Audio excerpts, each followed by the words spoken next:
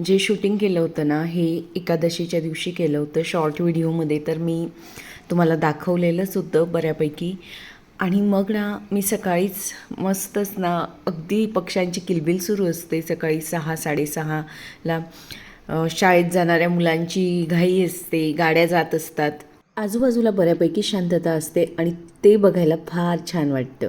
आज ना मला ना हे जे वरचं कॅबिनेट आहे ते स्वच्छ करून घ्यायचं आहे आणि त्यामध्ये बरण्या म्हणजे ना अगदी व्यवस्थित लावून द्यायच्या आहे. कारण की काही बरण्या इकडे आहेत पॅन्ट्री युनिट्समध्ये, काही कॅबिनेट्समध्ये आणि काही ट्रॉलीमध्ये. मग सगळ्याच ठिकाणी काही वस्तूही त्यांना हात लागतात आणि शोधाशोध करावी लागते, म्हणून एकाच कॅबिनेटमध्ये मी ऑर्गनाईज करून देणार आहे. मी ना आल्यानंतर ना जो किराणा भरला होता बरण्यांमध्ये तो ना असं प्रॉपर एका जागी ठेवला नव्हता. मग सगळीकडेच बरण्या होत्या इकडे तिकडे किचनमध्ये आणि मग ना सगळीकडे असं आपले हात लागतातच. मग मी विचार केलेला की एकाच ठिकाणी ठेवू की जेणेकरून नंतर ना म्हणजे व्यवस्थित आपल्याला वस्तूही दिसतात समोर आणि जाताना घाई गडबडी होत नाही.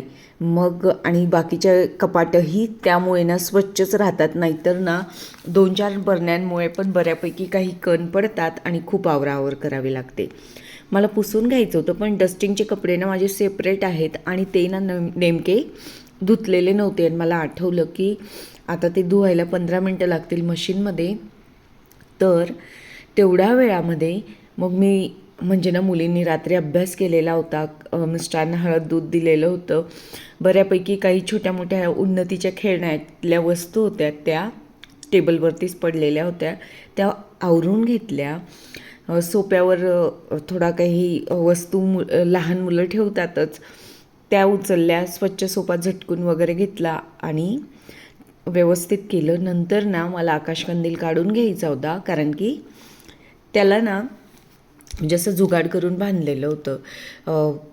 आपलं जे माझं स्टँड आहे कपड्यांचं वरचं, तर त्याचा वापर होत नव्हता आकाशकंदीलमुळे. मग तेही मला स्वच्छ करून घ्यायचं आहे आणि आकाशकंदील काढून घेतला की कपडेही टाकता येतील. नंतर ना बेडशीट्स वगैरे वाळवायला टाकलेल्या होत्या त्याही काढून घेतल्या. कारण की पाऊस येतो आहे ना त्यामुळे कपडे पण लवकर वाळत नाही आहेत. कितीही कामं केली ना घराचा कोपरा एखादा असतो जिथे आपलं म्हणजे बऱ्यापैकी की इकडं आज आवरलं, 2-3 दिवसांनी परत जसं तसंच होतं. आता गॅलरीही स्वच्छ करून घ्यायची म्हणजे डीप क्लीनच करायची आहे. आकाशकंदील काढून घेतला. मग नंतर ना मी आपलं डायनिंग टेबलवरची जी मी दिवाळीच्या पूर्वी ही बेडशीट्स टाकली होती म्हणजे दिवाळीमध्येच, तर ती मला चेंज करून घ्यायची होती. आता जी रेग्युलर असते ना ती टाकून घ्यायची होती. हे ॲक्च्युली रनरच आहे डायनिंग टेबलचं, पण बेडशीट्स म्हणून पण याचा यूज करता येतो. नाशिककरांसाठी सांगते, मेन रोडला वर्धमान म्हणून दुकान आहे, तिथून मी ही घेतलेली आहे. आणि शरणपूर रोडला इंडियन क्लासिक आहे, तिथेही ही मिळते. जी ब्ल्यू कलरची आहे ती वर्धमानमधली आणि आकाशी कलरची इंडियन क्लासिकमधली आहे. डायनिंग टेबलवरती टाकण्यासाठी प्लास्टिकचं जे रनर आहे तर ते ना इतकं मोठं आहे आणि खूप जड पण आहे. तर ते टाकताना ना फारच म्हणजे जड जातं उचललं तर, कारण की त्याची सेटिंग बसत नाही. आणि ना ते डायनिंग टेबलपेक्षा मोठा आहे, तरी पण हा खूप मोठा डायनिंग टेबल आहे 6 सीटर आणि त्यापेक्षाही बऱ्यापैकी मोठं हे जे वरचं कवर म्हणता येईल त्याला ते आहे. पण ना ते टाकल्यामुळे काय होतं म्हणजे खाली काच आहे, त्याला फार सुंदर डिझाईन आहे, पण ते म्हणजे मग प्रॉपर नवीच्या नवी राहतं आणि डाग पण पडत नाही काचेला. आणि गरम वस्तू वगैरे कधी चुकून ठेवल्या गेल्या, गरम ताटं, तर हे म्हणजे सेफ राहतं. म्हणून मग मी ना ते प्लास्टिक तसं नियमित यूज करते. कपडे धुवून झाले होते डस्टिंगचे, मग मी ना लगेच हे कपाट ना पुसून घेतलं. खूप धूळ नव्हती कारण की ते बंदच होतं अगदी, पण ना वस्तू ठेवण्याआधी एक हात मारून घ्यावा मला असं वाटलं. अगदी बारीक थोडीफार धूळ होती, म्हणजे जे आतले शेल्फ होते ना तिथं तर नव्हती, पण डोअरला होती थोडी आणि थोडे बाहेरून चिकट हात लागलेले होते. मी पूर्वी लिक्विड वापरायची, पण आता मी वापरत नाही. मी तुम्हाला यापूर्वी कित्येकदा ते दाखवलेलं पण आहे. पण ज्या वेळेपासून मला घशाचा त्रास होतो ना, म्हणून म्हणजे मला ॲलर्जी होऊन जाते अनेक वस्तूंची, म्हणून मग मी सगळं बंद केलं. फक्त बाहेरून चिकटपणा जाण्यासाठी कोलिनचा वापर केलेला आहे. कोलीनमुळे पण अगदी झटपट स्वच्छ होतं आणि त्याचा स्ट्रॉंग वास नसतो. मग नंतर वरती ना मी जे पेपर टाकलेले आहे ना ते ना ज्यावेळेस बेडरूमची गॅलरी ओपन असली ना तर खूप हवा येते तिकडून आणि मग ना ते हे कागद सगळे उडून जातात. म्हणून मग मी ते दिवे ठेवलेले आहेत त्यावरती, कारण की वरती काय ठेवायचं तेच कळत नाही. मग नंतर ना ते थोडेसे ते पेपर ना हवेमुळे बाहेर आलेले होते आणि ते डोअरमध्ये सारखे अडकत होते आणि ते पेपरची जी ब्लॅक शाई असते ना ती कॅबिनेटच्या वरच्या भागाला लागून गेलेली होती, तीही पुसून घेतली. बरण्या अशा पद्धतीने ऑर्गनाईज केल्या आणि हे सिरॅमिकचे जे भांडे आहेत ना नेस्टेशियाचे आहेत आणि ही जी बाऊल आहेत येल्लो आणि व्हाईट हे नेस्टेशियाचं आहे आणि हे 3 सूप बाऊल आहेत कपच्या आकाराचे. हे कॉमन इथूनच घेतलेले आहेत गावातून, निलेश सुपर मार्केटमधून घेतलेले आहेत जे तिडके कॉलनीत आहे आमच्या. तर नाशिककरांना सगळं माहिती आहे, पण बाहेरून जे लांबून बघतात ते कधी नाशिकला आले तर तुम्हाला दुकानाची नावं लक्षात राहावीत म्हणून मग मी सतत सांगत असते. आणि कमेंट्समध्ये ना बऱ्यापैकी वेळेस विचारलं जातं आणि कधीतरी काय होतं घाईत असलो ना लगेच कमेंट्सला उत्तर दिलं जात नाही आणि नॉर्मल कमेंट असते ना मी त्याला लगेच उत्तर देते, पण जी प्रश्नार्थक असते विचार करायला लावणारी असते ना मग मी तिला विचार करून शांततेमध्ये ज्यावेळेस असते ना त्यावेळेस उत्तरं देत असते. नंतर ना आता मग सगळेजण उठलेले होते, कारण की सगळेजण उठण्यापूर्वीच ना मी अशी स्वच्छतेची कामं करून घेते, कारण की मला शांतता फार आवडते आणि शांततेमध्ये ना दुपटीने कामं केले जातात. आणि स्पीड इतका म्हणजे असतो ना की आपल्या डोक्यात कुठलीच अशी गणगण नसते की याला हे द्यायचं आहे त्याला ते करायचं आहे. नंतर एक्स्ट्राच्या ज्या बरण्या होत्या डब्बे होते ना ते गॅस ओट्यावरती होते जे वरच्याच कॅबिनेट्समधून मी काढलेले होते. मग ना वरती ते सगळे एकसारख्या बरण्या ठेवल्या, पण मग हे वेगवेगळे मी विचार केला की नंतर ठेवू, पण नंतर आधी विचार केला की स्वयंपाकापूर्वीच हे खाली ट्रॉलीत ठेवून देऊ, नंतर आवरलं जाईल. आणि एकदा की पसारा जर वाढायला सुरुवात झाली गॅस ओट्यावरती मग तो काही कमी होत नाही. मी ना जे तेलाचं भांडं तुम्हाला दाखवलं होतं काही व्हिडिओंपूर्वी जे घेतलेलं आहे ते 473 रुपये त्याची किंमत आहे. कोणीतरी मला कमेंट्समध्येही विचारलेलं होतं. दूधही आलं होतं, सगळ्यांसाठी चहा ठेवला आणि नाश्ता बनवण्याची ही पूर्वतयारी सुरू केली होती. इकडे माझ्याकडे जास्त किराणातल्या वस्तू नाही ना म्हणून ऑप्शन पण कमी आहे. रवा आहे आणि पोहे हे मी हेच घेतलं होतं, कारण की मी जास्त जमा केलं नव्हतं. नंतर संपणार नाही तर मग ते पण परत घेऊन जाण्याचा प्रॉब्लेम होतो, म्हणून मग मी तसं किराणा अगदी कमी घेतला होता की जेणेकरून कमीत कमी वस्तू म्हणजे नंतर ना मग कॅरी करायलाही आणि ठेवूनही जाता येत नाही, कारण की किडे वगैरे लागून जातात आणि घेऊन जाणंही तितकंच कठीण असतं, कारण की बसमध्ये प्रचंड गर्दी असते.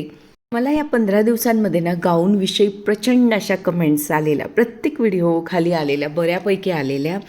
तर ना हे नाशिकमध्येच लोकल शॉप आहे, तिथून घेते मी ना ड्रेसपेक्षा ना मला गाऊन खरंच खूप आवडतात आणि ड्रेसपेक्षा मी गाऊन थोडेसे जास्त किमतीचे पण घेत असते, कारण की ते डेली घालायचे असतात आणि मला असं वाटतं मग ते छान असावेत. तर मी त्याचीही तुम्हाला नक्कीच टूर देणार आहे लवकरच. मी तिथे जाऊन, दिवाळीत फार गर्दी होती मग तिकडे जाऊन मला शक्य नव्हतं, कारण की प्रत्येकालाच त्रास होतो आपला. आणि त्या काकांना मी सांगून आलेली की मी तुमच्याकडे स्पेशली शूटिंग करण्यासाठी येणार आहे. अतिशय मस्तच इतके डिझायनर मिळतात ना, म्हणजे अनेक प्रकारचे मिळतात. ठाण्याला, मुंबईला जे राहतात ना त्यांना मी ठाण्याचं पण एक दुकान सांगणार आहे, कारण की माझ्या काकू ना मला बऱ्याचदा तिथे घेऊन गेलेल्या आहेत. तिथेही अतिशय सुंदर असे नाईटवेअर मिळतात म्हणजे, तर तुम्ही तिथेही जाऊन घेऊ शकतात. अगदी नाशिकसारखेच मी तिथेही भरपूर असे प्रकार बघितलेले होते. मी नाशिककरांसाठी 2-3 शॉप सांगेल, तुम्ही नक्कीच जाऊन तिथे म्हणजे आपलं प्रेग्नेन्सीमध्ये डिलेवरीनंतर वापरण्याचीही गाऊन, नंतर आपलं डेली वेअरसाठी आणि हिवाळ्यात पण डेनिमचे पण खूप सुंदर मिळतात. पण डेनिमचं कसं आहे की आपण म्हणजे असं नाशिकसारखं वातावरण असेल तर ठीक आहे, ते रिच दिसतात. तुम्ही माझे बरेच म्हणजे ब्ल्यू कलरचे जीन्स टाईप जे गाऊन बघितले आहेत तर ते डेनिमचे आहेत. तर ते ना दिसायला खूप सुंदर दिसतात, म्हणजे असं वाटत नाही, असं वाटतं की वन पीस घातलेलं आहे असं फील होतं त्याच्यात. बाहेर पण म्हणजे असं फिरायला गेलं ना तरी चालतं रात्रीचं किंवा मॉर्निंग वॉकला. पण जिथे गरम होतं ना तिथे नाही घालू शकत ते, कारण की प्रचंड मी ना म्हणजे आज या सकाळी सकाळीच याला आवाज देते. तर मी कालच अंमळला गेलेली. नाशिकमधून जेव्हा चांदवड घाटातून खाली जातो, मालेगाव लागतं, इतकं गरम होतं. म्हणजे माझं जन्मगाव तर जळगाव जिल्ह्यातलं आहे, म्हणजे माझं गाव जिथे माझं बालपण गेलं, लग्न झालं, सासर तिथलं आहे. पण सहन म्हणजे माझे मिस्टर आता बऱ्यापैकी कामानिमित्त इकडे तिकडे जात असतात, तर ना ते सांगत होते खूप गरम होतं, खूप गरम होतं. पण आता असं मला पण वाटलं नव्हतं की ह्या पावसाळ्यामध्ये आणि ह्या आता नोव्हेंबरमध्ये पण इतकं गरम होत असेल. आम्ही गेलो ना, इतके चटके लागत होते ना उन्हाचे. बसमध्ये सुद्धा खूप गरम म्हणजे चटके लागत होते. असं वाटत होतं की बापरे कसं राहत असतील. पण आपण ज्या भागात राहतो ना त्याची सवय होऊन जाते माणसाला. आता गेली 8 वर्ष ना नाशिकमध्ये राहिल्यामुळे, नंतर बुलढाण्यात पण 1 वर्ष राहिलो ना, तिथलंही गार वातावरण आहे, तिथेही अजिबात ऊन नसतं. मग त्यामुळे ना आता सहनच होत नाही. पोहे बनवून घेतलं होतं मी, आणि पोहे कसं बनवते मी काही इथे दाखवलं नाही, कारण की मी तुमच्यासोबत बऱ्याचदा शेअर केलं आहे. पण आता मला चांगल्यापैकी म्हणजे उत्तम असं पोहे जमायला लागलं आहे. अगदी मऊ बनतं माझ्याकडून. म्हणजे बऱ्याच जणांनी माझ्या पोहेचं कौतुक केलेलं, मग त्यामुळे मी तुमच्यासोबत शेअर करते. माझ्या आईनेच मला शिकवलेलं, नाही तर माझंही बऱ्याचदा ना असं म्हणजे मऊ नाही व्हायचं, असं थोडंसं कडकसारखं व्हायचं. आणि कडक जर पोहे खाल्लं ना त्यामुळे नक्कीच पित्त वाढतं. माझा हा अनुभव आहे.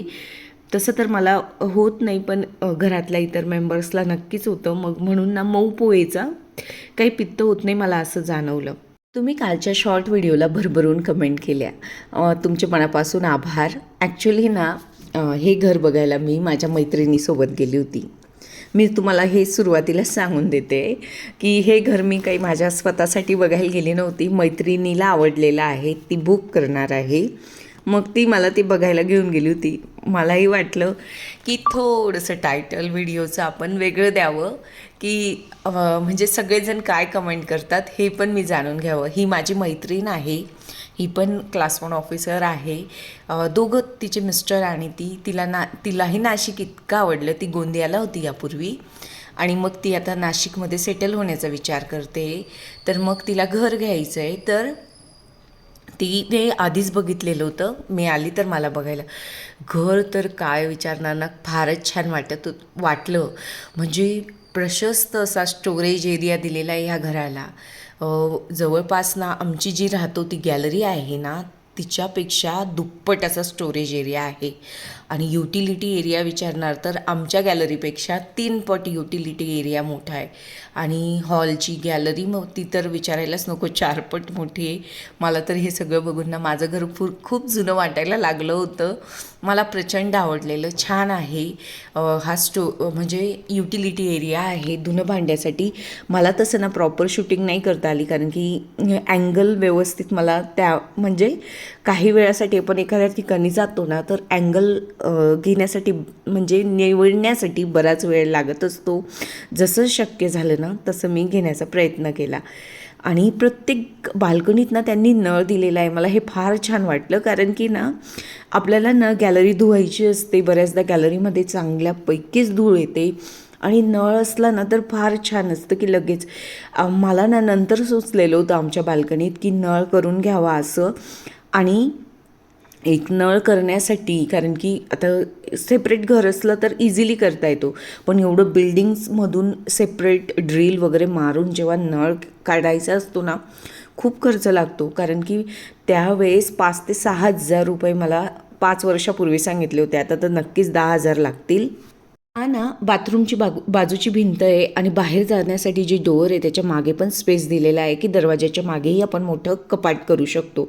आणि विशेष ना यांचं कसं होतं की बाथरूमच्या आधी ना म्हणजे वॉर्डरोब करण्यासाठी त्यांनी सेपरेट जागा दिलेली. नंतर आपला जो मेकअप करण्यासाठी एरिया असतो, ड्रेसिंग टेबल, त्याच्यासाठीही सेपरेट जागा दिलेली. त्यामुळे ना रूममध्ये अशी बेड, ड्रेसिंग टेबल, म्हणजे वॉर्डरोब याची गर्दी होणार नाही. हे पण मला फार छान वाटलेलं. काम सुरू आहे ना म्हणून बऱ्यापैकी धूळ होती तिथे. आणि गॅलरी ही पण मस्त होती, प्रशस्त अशी होती. ह्या दुसऱ्या गॅलरीत नळ दिलेला होता आणि बाल्कनी छान केलेली होती आणि 1 फ्लोअर 1 फ्लॅट आहे. लिफ्टजवळच ना शू रॅक करायला पण खूप मोठी जागा आहे आणि जिना पण असा सेपरेट आहे. तिच्यामुळे ना मला अनेक घरं बघायला मिळालीत. तिच्या मैत्रिणीचंही घर मला तिने दाखवलेलं, तेही अतिशय सुंदर होतं, पण मी त्याची शूटिंग केलेली नाही. आणि ना गल्ली तर मला इतकी आवडली ना, मला वाटत होतं आता मीच या गल्लीत राहायला यावं, पण ते शक्य नाही. चला भेटूया नवीन व्हिडिओसोबत.